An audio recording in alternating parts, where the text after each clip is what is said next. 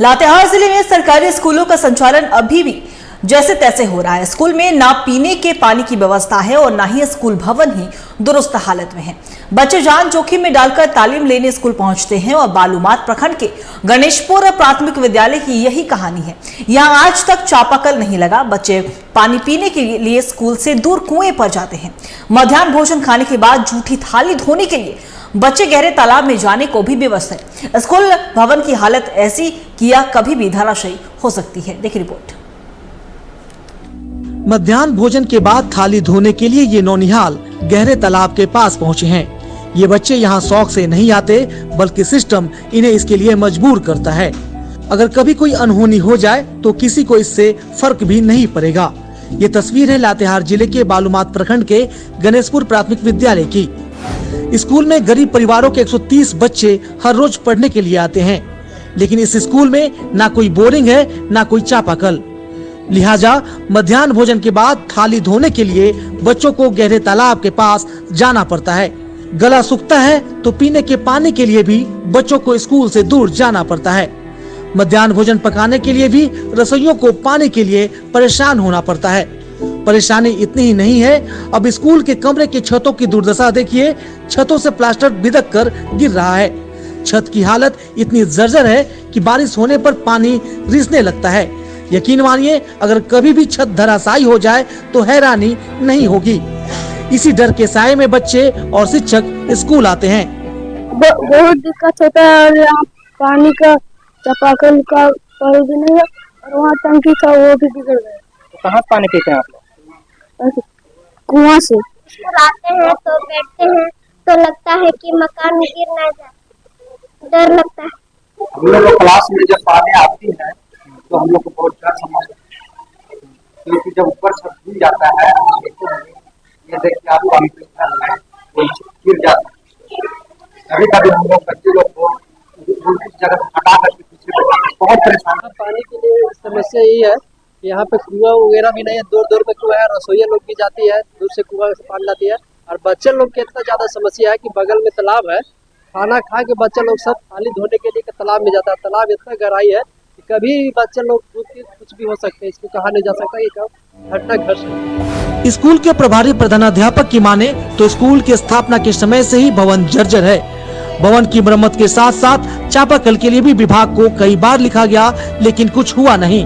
इस बार भी अर्जी दी गई है तो विभाग ने फिर से आश्वासन दिया है। DRC में जर्जर फोटो का और बोरिंग से संबंधित एप्लीकेशन भी दिया और वह आगे तक शायद कार्रवाई हेतु अग्रेतर कार्रवाई हेतु चला गया है। जो साहब बोले कि आपका हम चढ़ा दिए हैं। शुरू से ही यहाँ बोरिंग या चापाकल नहीं है और विद्यालय की जब से स्थापना हुई है उसके बाद से पुराना जो भवन था वो जर्जर स्थिति में है। जिला शिक्षा अधीक्षक भी स्कूल का हाल जानकर हैरान परेशान हो गए।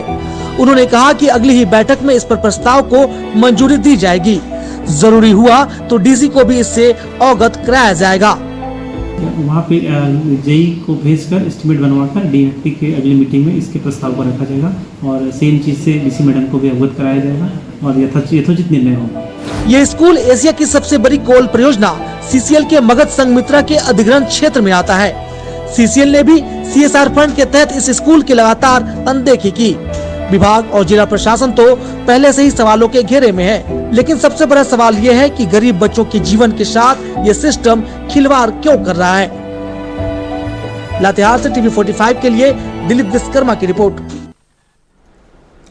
और इसी खबर पे और भी ज्यादा जानकारी के लिए हमारे सहयोगी दिलीप विश्वकर्मा हमारे साथ फोन लाइन पे बने हुए उनका रुख करेंगे। दिलीप, देखिए, अभी भी अगर हम बात करें तो सरकारी स्कूलों की व्यवस्था को दुरुस्त करने की बातें तो की जाती है, लेकिन सच्चाई जो है वो कुछ और ही बयां करती है, क्योंकि स्कूलों का संचालन अभी भी जैसे तैसे हो रहा है। ना पानी की व्यवस्था है, ना ही भवन दुरुस्त स्थिति में है। क्या कुछ जानकारी आपके पास? क्या कभी किसी ने कुछ बोला नहीं है? क्या जनप्रतिनिधियों के पास ये मामला नहीं गया है?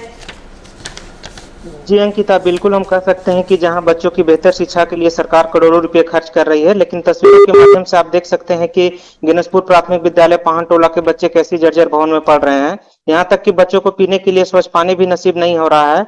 विद्यालय में बच्चे तालाब और कुएं के पानी से अपनी प्यास बुझा रहे हैं।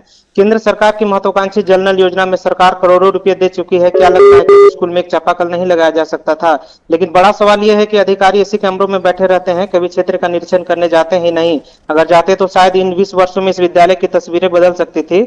सरकार लगातार समीक्षात्मक बैठक करती है और अधिकारियों को निर्देश देती है कि क्षेत्र में विजिट कर ऐसी समस्याओं को दुरुस्त करने की, ताकि हमारे बच्चों की भविष्य अच्छा हो सके। तो दूसरी तरफ ऐसी तस्वीरें सामने आ रही है। आखिर कहां है डीएमएफटी फंड? सरकार शिक्षा को लेकर तमाम बड़ी बड़ी बातें तो करती है, लेकिन आज शिक्षा को लेकर ये तस्वीरें आ रही है। देखिए दिलीप, अगर हम बात करें बच्चों की, तो पानी की व्यवस्था नहीं होने की वजह से स्कूल में बच्चे अपना जूठा थाली यानी जिसमें वो खाना खाते हैं उसे धोने के लिए एक तालाब में जाते हैं। देखिए तालाब का पानी भी साफ नहीं होता है। वहां पे ऐसी स्थिति हो सकती है कि बच्चे, क्योंकि वही थाली में वो फिर से खाना खाएंगे तो बीमार भी पड़ सकते हैं किसी तरह, क्योंकि बच्चे छोटे छोटे बच्चे हैं, तालाब के पास किसी दुर्घटना के शिकार भी हो सकते हैं। तो क्या इस पर भी किसी की नजर नहीं जाती? वहां के शिक्षक क्या ध्यान नहीं देते हैं? देखिए, हालांकि इस संबंध में हमारे द्वारा शिक्षक से बात की गई, लेकिन उनके द्वारा कहा जाता है कि छोटे बच्चे हैं और छोटे बच्चे शरारत की वजह से वो तालाब में चले जाते हैं। खैर, दिक्कत तो है। हम लोग कोशिश करेंगे कि अगले बार से ऐसी समस्या ना आवे। जी दिलीप, आपका बहुत बहुत शुक्रिया तमाम जानकारी के लिए। अब नजर बना के रखिएगा, हम आपसे अपडेट लेते रहेंगे। तो बता दें आपको कि लातेहार जिले में सरकारी स्कूलों का संचालन अब भी जैसे तैसे हो रहा है। स्कूल में ना पीने के पानी की व्यवस्था है और ना ही स्कूल भवन ही दुरुस्त हालत में है। तो देखने वाली बात हुई कि कब जनप्रतिनिधियों की आंख खुलती है और छोटे छोटे बच्चे जो है इनकी स्थिति में सुधार लाया जाता है।